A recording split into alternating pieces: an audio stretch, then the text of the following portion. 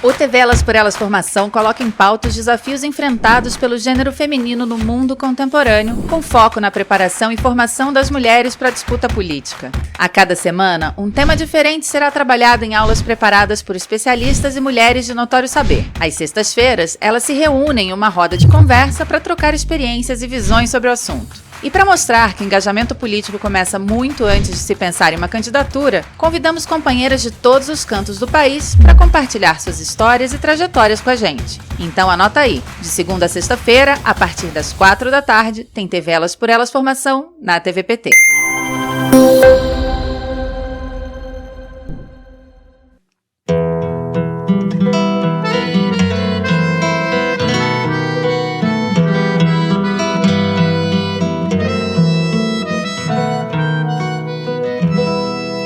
Lugar que é bom pra mim é onde eu quiser estar. A estrela ainda brilha, ela é quem vai me guiar. Ser guerreira é minha sina, batalhando pra vencer.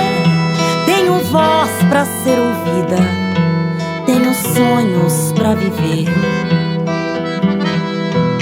Não vão mais conseguir me anular, me calar. Ninguém vai me impedir de cantar e lutar. Seja em casa, no campo, na rua ou na praça. Chega de mordaça, agora eu vou falar. Porque eu sou mulher pra fazer acontecer. Eu sou uma delas, são elas por elas, ocupando os espaços de poder.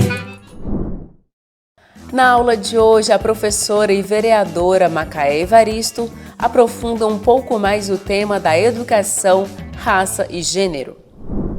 Olá, pessoal. Eu sou Macaé Evaristo, sou professora, sou vereadora pelo Partido dos Trabalhadores e das Trabalhadoras em Belo Horizonte e há muito tempo trabalho, milito em defesa da escola pública, em defesa da promoção da igualdade racial e vamos aqui fazer a segunda aula, né, desse tema, raça, gênero e educação.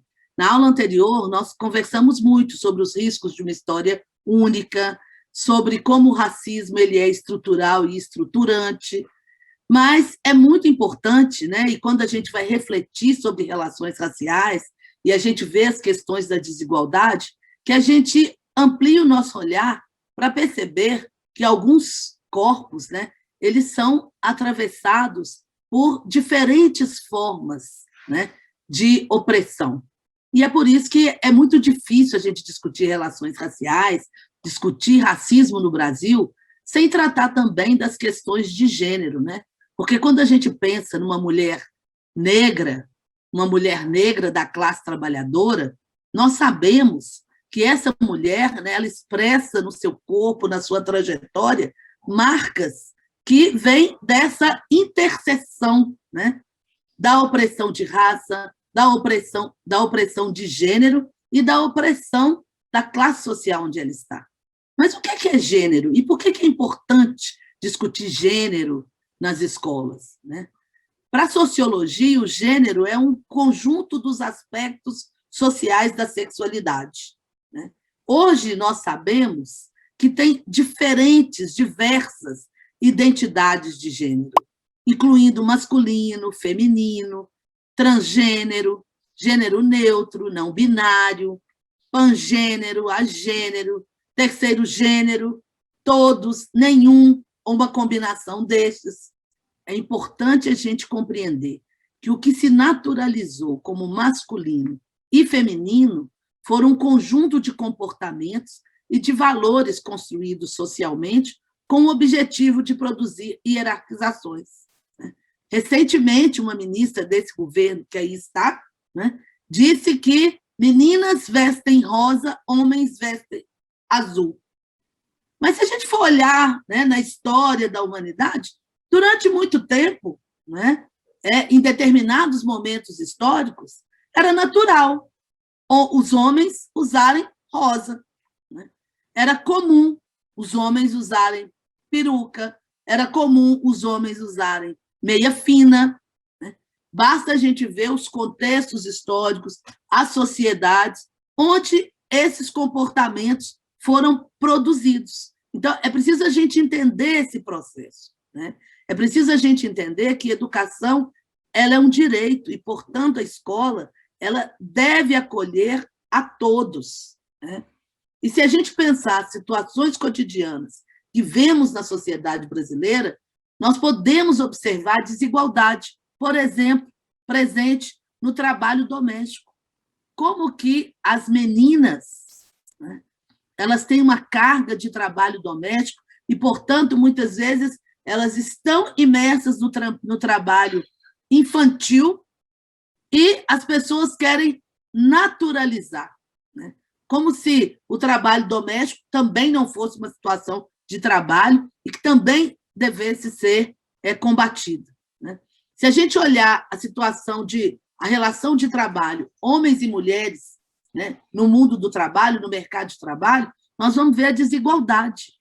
Porque quando a gente olha a inserção, a remuneração de mulheres negras no mercado de trabalho, nós vamos ver que essas mulheres elas são subrepresentadas, né, nas ocupações que têm maior remuneração, e mulheres negras são né, são megas, estão super representadas naquelas ocupações em que você tem os baixos salários, ou quando a gente observa as taxas de desemprego, ou subemprego. Então, a gente vê, né, essa assimetria, né? E a gente vê como que o machismo, as relações patriarcais estabelecem modelos, né, do masculino e do feminino que faz com que os corpos femininos sejam objetos dessa violência, né? Tem um outro dado também que chama muita atenção no nosso país, que é o dado do casamento infantil, como que isso foi, durante muitos anos, naturalizado, né? E ainda hoje a gente tem dados alarmantes, né, de casamento de meninas, né, que é uma questão que a gente precisa tratar e combater. Então, a gente pensar nas relações raciais, a gente pensar gênero, raça, né, e aí uma palavrinha nova que a gente tem usado, né, mais cotidianamente, mas que nós temos autoras importantíssimas, militantes importantíssimas, que já tratavam anteriormente, já estudavam essas questões, que é a interseccionalidade, né? A intersecção de raça, gênero e classe social, como que essa intersecção ela vai ser um condicionante estrutural de opressão de determinados grupos, em especial as mulheres negras, né? E como que essa interseccionalidade ela produz e reproduz desigualdades sociais no Brasil, né? E essa segregação, essa desigualdade, ela vai se revelar de diferentes formas nas relações sociais, nas relações culturais e nas relações políticas, né? Eu dizia lá atrás que o racismo informa quem pode, né, e quem deve ser amado. Hoje, um debate muito presente na nossa sociedade é sobre a solidão das mulheres negras, né? Como que esse corpo negro ele é objetificado, né? E ele, muitas vezes, ele vai ser pensado ou como uma grande alegoria, né, ou como aquele corpo que ele pode ser descartado, né? Para que a gente possa superar, né, gente, superar o racismo, né, a discriminação de gênero, né, para essa estrutura desigual que a gente tem na nossa sociedade, é preciso a gente avançar em políticas, né? E nós podemos dizer que nós avançamos. Quando a gente olha nos governos do presidente Lula e da presidenta Dilma, a gente começa a perceber como é que ações foram sendo construídas e políticas públicas foram sendo construídas no campo educacional para que a gente pudesse trazer, né, todos esses debates para o ambiente escolar, para que a gente pudesse desnaturalizar o racismo e as opressões de gênero presentes no currículo escolar. E uma série de políticas, que a gente pode chamar de políticas afirmativas, porque elas foram construídas para a superação desses sistemas opressivos de valorização, né, e depreciação das diferenças. Né? Então, do ponto de vista da educação, eu acho que a gente precisa falar de duas legislações importantes, que foi a Lei 10.639, de 2003, que essa lei que é um dos maiores marcos, né, da relação entre a atuação dos movimentos negros e o desenvolvimento de políticas públicas, porque é importante a gente dizer que a inclusão de história e cultura dos africanos, dos afro-brasileiros, nos currículos escolares foi uma luta do movimento negro, né, ao longo do século XX, desde a Frente Negra. Né? Então, várias organizações do movimento negro, por meio de seminários, de congressos, de grandes marchas, de incidências sobre o parlamento, pressionaram até que, em 2003, nós vimos aprovada a lei que inclui história e cultura dos africanos e dos afro-brasileiros nos currículos escolares, que altera a LDB, e que, posteriormente, essa lei também vai incorporar, né, pela Lei 11.645, ela vai incorporar a história e cultura, né, dos povos indígenas do nosso país nos currículos escolares. A gente fala da lei porque ela é importantíssima, mas, uma vez homologada essa lei, né, nós começamos a perceber as barreiras para a sua implementação efetiva e os desafios que estavam postos, né, para a sua implementação.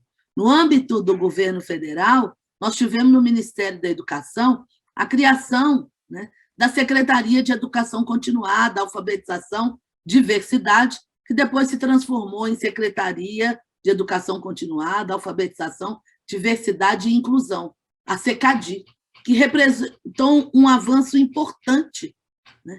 Uma secretaria que é construída para dar visibilidade para sujeitos historicamente silenciados e excluídos do processo educacional. Uma secretaria que assumiu a diversidade e a pluralidade da sociedade como um ativo, como uma potência, né? E reafirmou que o cerne da escola pública está no exercício da convivência democrática, né? Que, para garantir o pleno acesso ao conhecimento e à democratização dos saberes, é preciso que o país aposte na pluralidade cultural e que a gente assuma a diversidade não como um objeto, né, para construir segregações, para construir opressões, mas que era preciso, né, criar uma instância na política pública, uma instância de diálogo com os sujeitos de direitos, porque a realidade ela não se transformará sem o empoderamento desses sujeitos. Acho que uma outra questão presente na SECADI era a necessidade de traduzir as demandas apontadas pelos movimentos sociais para as políticas públicas, considerando que o sistema educacional, ao longo de todo o século XX, né, não esteve disponível e muito menos preparado e sequer interessado, né, em olhar para esses sujeitos e considerá-los, né, dentro do ambiente escolar, dentro dos currículos escolares. Então, pensar e trabalhar para a promoção da igualdade racial, da equidade de gênero, implicava e implica hoje, quando a gente pensa as escolas e os sistemas educativos, a gente olhar para todos os níveis, a gente olhar para o ambiente escolar e pensar como que eu posso transformar essa escola, né, para produzir uma convivência democrática. Como que eu traduzo, né, nos materiais didáticos, nas relações cotidianas do ambiente escolar, né, essa escola, efetivamente, numa escola antirracista, né? Numa escola democrática, que respeite as diferentes diferenças. E, para isso, é preciso investimento. Essa também é uma questão importante que a gente diga, né? É preciso estruturar as escolas do ponto de vista dos materiais didáticos, e muitas críticas, inúmeras pesquisas foram feitas no país sobre os conteúdos dos materiais didáticos, sobre a ausência da representação e valorização da cultura africana, afro-brasileira e indígena, né? E o persistente mito da democracia racial, que ainda hoje, incrível, né, gente? Ainda hoje, quase 30 anos, né? A gente está quase 30 anos da lei, ainda é presente no imaginário de alguns profissionais da educação, né? É preciso investir na formação de professores, ter professores devidamente qualificados. E por isso que esse debate, né, ele começa nos movimentos sociais, se incorpora às escolas, chega no Ministério da Educação para que ele se traduza em políticas públicas. Que é preciso pensar, é preciso incidir sobre a formação de professores, né? E aí é preciso a gente chamar a atenção, né, de algumas iniciativas na gestão do ministro Fernando Haddad, depois na gestão do ministro Mercadante. A gente precisa falar da coleção História Geral da África. Pela primeira vez, o Brasil ele financiou a tradução para o português da coleção História Geral da África, um material importantíssimo para acesso dos profissionais, dos trabalhadores da educação brasileira, também para os grupos de pesquisa no país. Também se investiu muito na constituição dos núcleos de estudos afro-brasileiros nas universidades do nosso país. Vejam bem, quando se aprovou a lei, o Brasil contava com 5 centros de estudos africanos. Mas boa parte desses centros de estudos não tratavam, né, e não pensavam, né, educação, não trabalhavam pesquisas no campo educacional e como trazer para o ambiente escolar a história e cultura dos africanos e dos afro-brasileiros, né? É preciso a gente lembrar também de políticas como o Plano Nacional, o Programa Nacional do Livro Didático, que eram os livros, né? Um olhar sobre os livros do PNLD.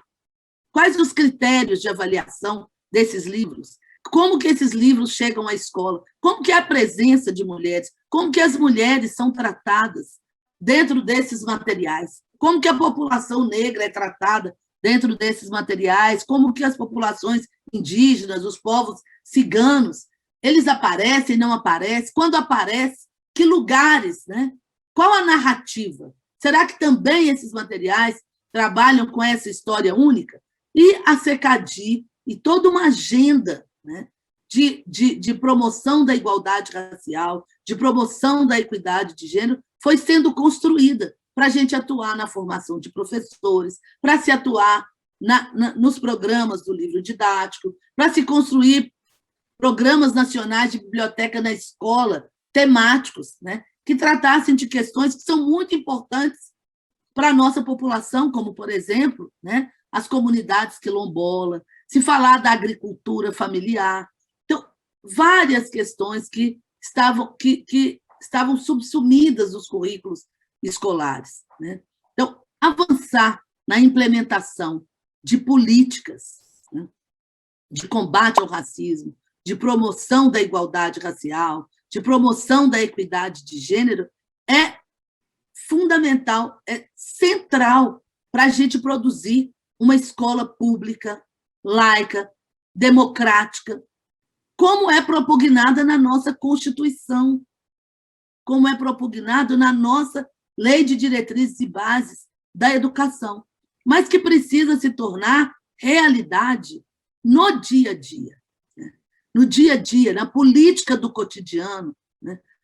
Dentro das nossas escolas. E, para isso, a gente precisa de investimento, de professores com uma formação consistente, de materiais didáticos adequados, com livros, literatura, com acesso à internet, porque nós não podemos negar que a pandemia deixou milhares de crianças e jovens e crianças e jovens negros, negras, né, da população LGBTQIA+, excluídos do processo educacional. Né? E é preciso a gente avançar fortemente nessa agenda, no diálogo com as escolas.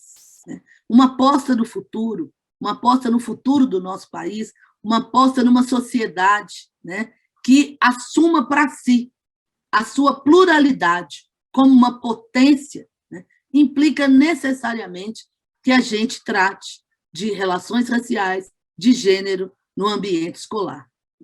Nós não podemos mais nos silenciar sobre esses temas. Gente, estamos chegando aí no final desse bate-papo, dessa conversa. Espero que tenha sido útil para vocês. Então, estamos aí disponíveis para continuar dialogando. A gente tem inúmeras experiências no nosso país que são muito interessantes.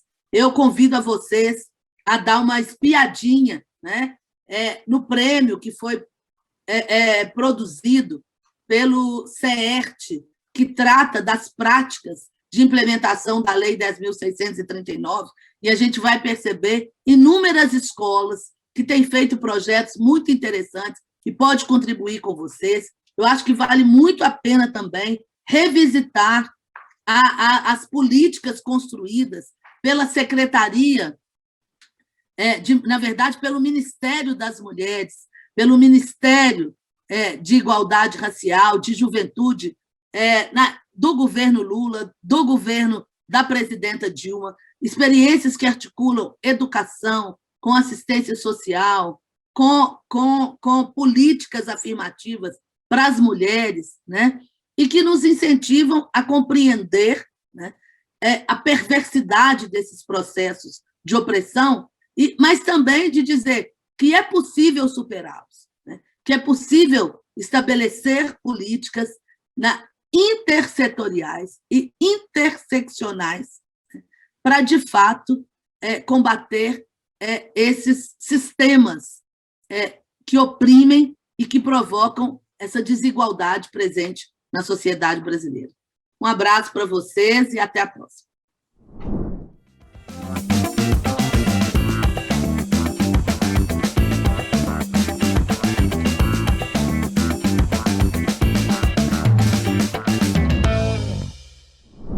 Olá, meu nome é Thaís Maciel, eu sou diretora da Escola Nacional de Formação Política do PT e também secretária estadual de formação do PT aqui do estado de São Paulo. E o que me motivou à militância política lá no início dos anos 2000, que foi quando eu iniciei, foi a imensa miséria, desemprego, fome, desigualdade social, descaso completo dos governos que estavam colocados à época. E encontrei no Partido dos Trabalhadores a alternativa real para essa mudança social que o Brasil tão precisava.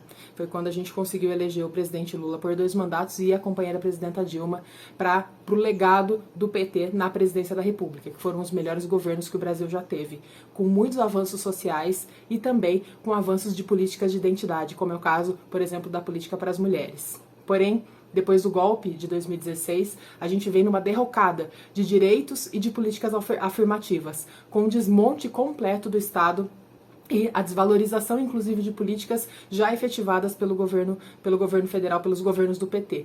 E por isso que nós não podemos esmorecer e não podemos desistir da nossa luta. Isso que faz com que a gente permaneça e continue lutando todos os dias, para que a gente possa fazer do Brasil um país feliz de novo, um Brasil que hoje, né, em pleno 2021, está devastado pela fome, pela miséria, pela Covid, pelo descaso desse governo genocida e assassino. Nós não podemos aceitar a realidade como ela está posta. E eu convido, inclusive, você para participar conosco. As mulheres, a gente sabe que as mulheres, em momentos de crise, são as que mais sofrem. A gente tem maior número de desempregos, nossos salários é que sofrem maior queda, a gente não tem a geladeira cheia para deixar no final do dia, a gente não tem comida no prato para colocar para a família. Então, as mulheres são as mais afetadas e nós precisamos de você para ajudar a gente nessa luta. Vem com a gente, participe conosco da nossa militância para a gente ter um Brasil feliz de novo. As aulas dessa semana sobre os desafios da educação terminaram. Amanhã, Macaé Evaristo e Tereza Leitão se reúnem com Maia Aguilera para aprofundar ainda mais esse tema. Reveja todas as aulas na playlist TV Elas por Elas Formação no canal da TV PT no YouTube e em formato de podcast no Spotify.